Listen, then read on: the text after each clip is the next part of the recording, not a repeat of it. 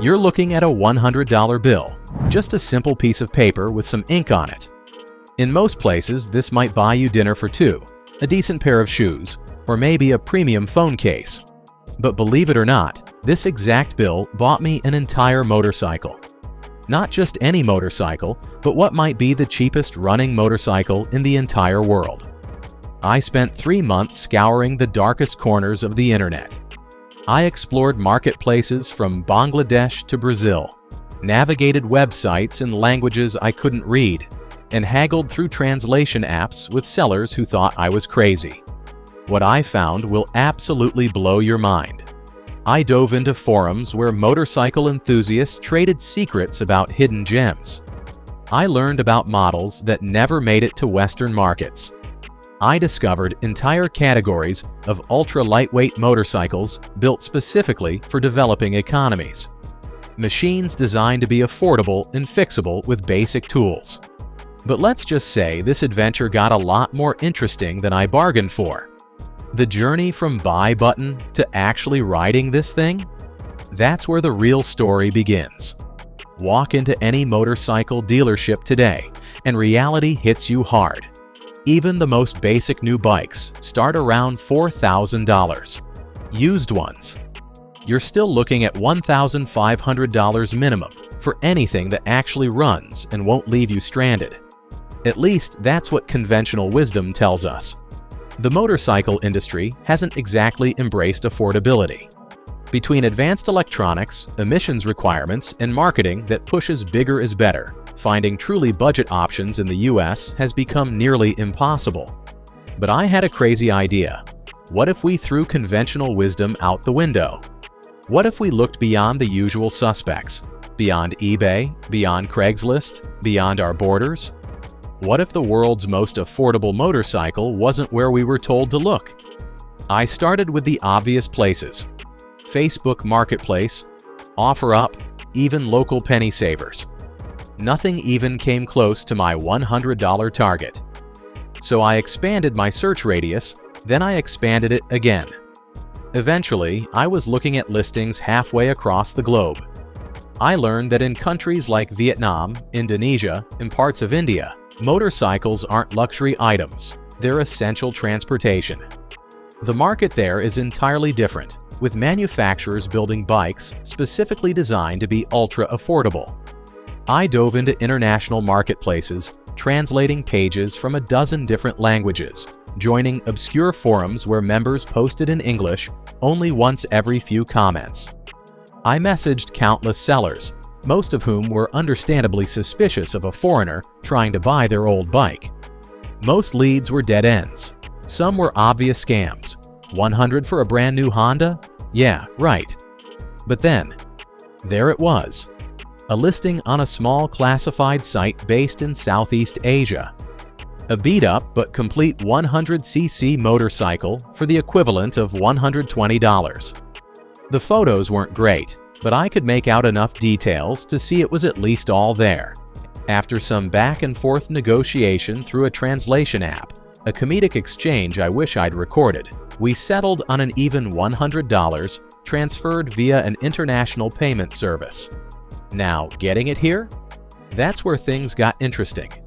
Between international shipping, customs fees, and enough paperwork to fill a novel, I spent more time organizing the logistics than actually finding the bike. Turns out, importing vehicles, even tiny, inexpensive ones, involves navigating a bureaucratic maze that would make Kafka sweat. 6 weeks later, when the crate finally arrived, I honestly didn't know whether to laugh or cry. The photos hadn't done justice to just how, let's say, well-loved this bike was. The seat was held together with what appeared to be duct tape, electrical tape, and possibly some kind of local equivalent made from materials I couldn't identify. The chain looked like it had been through not one war, but several civil conflicts. The tires? Let's just say they were showing more canvas than rubber. And that was just what I could see at first glance. The real challenges started emerging as I dug deeper into this archaeological dig disguised as a motorcycle. The spark plug was missing entirely. Not just the plug, but the threading in the cylinder head was damaged. The brake calipers were seized solid, as if they'd been dipped in concrete and left to cure.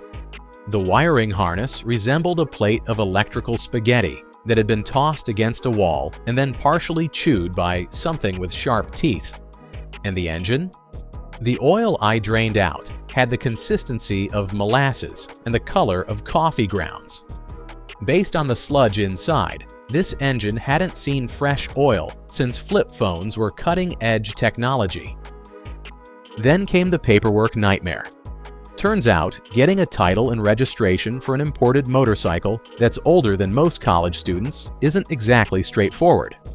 The VIN number format didn't match US standards. The manufacturer's documentation was in a language no one at the DMV recognized. Improving emissions compliance for a bike from a country with completely different standards? Let's just say I became on a first-name basis with everyone at my local vehicle registration office. The hidden costs kept mounting. Special tools I needed just for this particular model. Parts that had to be fabricated because the originals hadn't been manufactured in decades. Let's talk about the elephant in the garage: safety. When you're riding on two wheels at any speed, every single component matters. A failing brake line or a snapped chain isn't just an inconvenience, it could be life-threatening. This is a vehicle that could seriously injure you if something goes wrong. Here's the reality check. While I paid $100 for the bike itself, the true cost was quickly adding up. Basic safety parts: $250 for new brake lines, cables, and a helmet that actually meets safety standards. Essential tools: $150 for specialized wrenches, compression testers, and electrical diagnostic equipment. Registration and paperwork: $175 for title transfer. Inspection fees, and enough certified mail to fill a mailbox. Replacement components: $300 for a new carburetor, ignition system, and various gaskets and seals that had deteriorated over the years. And we haven't even talked about the 40+ hours of labor I've put into this project. At minimum wage, that's another $600 worth of time. If I'd taken this to a mechanic, I don't even want to think about that bill. The motorcycle community has been divided on projects like this. Some say it's irresponsible to promote ultra-cheap bikes that might be death traps waiting to happen. Others call it pure adventure and the last bastion of true motorcycle tinkering. But everyone agrees, there's no such thing as a true $100 motorcycle, at least not one you'd want to ride without a comprehensive life insurance policy. I found heated debates online between those who thought I was wasting my time and those who were cheering me on. The veterans kept saying the same thing. The cheapest vehicle is rarely the most economical in the long run. After 2 months of wrenching, sourcing parts from 3 different continents, and dealing with bureaucracy that would make a tax accountant weep, here's what I learned. The cheapest motorcycle in the world isn't really cheap at all.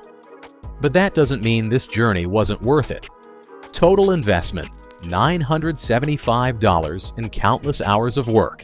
Still way less than a new bike, but far from the $100 clickbait dream that started this whole adventure.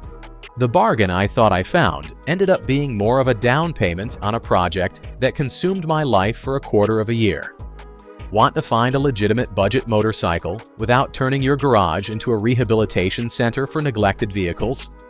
Here's your realistic checklist. Research local markets thoroughly.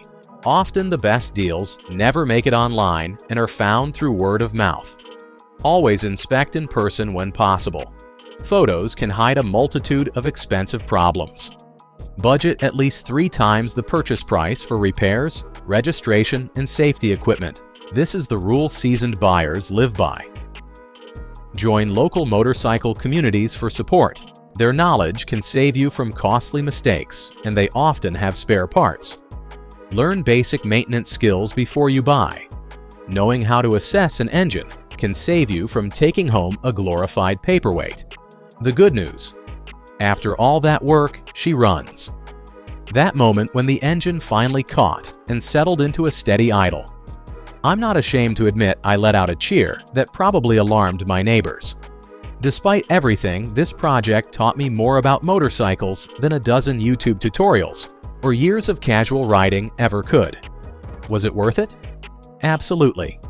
The knowledge gained, the skills developed, the international connections made. These have value beyond the dollar amount. Would I do it again? Well, let's just say I've already started browsing for my next project, though perhaps with a slightly higher budget and slightly lower ambitions. The journey from that single $100 bill to an actual running motorcycle was longer and more complex than I ever imagined.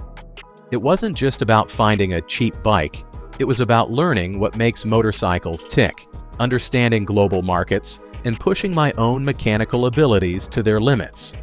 What started as a somewhat naive challenge became a masterclass in motorcycle mechanics, international commerce, and patience. Lots and lots of patience. There really are motorcycles out there for every budget.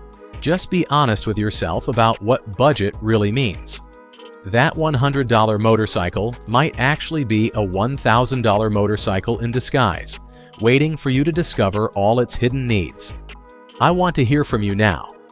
Drop a comment below with your craziest motorcycle find or restoration project.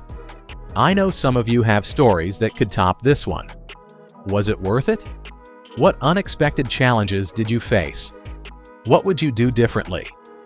Don't forget to hit subscribe for more two-wheeled adventures. I'm already planning my next motorcycle project, and your suggestions will help decide what direction I take it. Budget cafe racer? Vintage dirt bike resurrection? Ultra minimalist commuter? Let me know what you want to see next.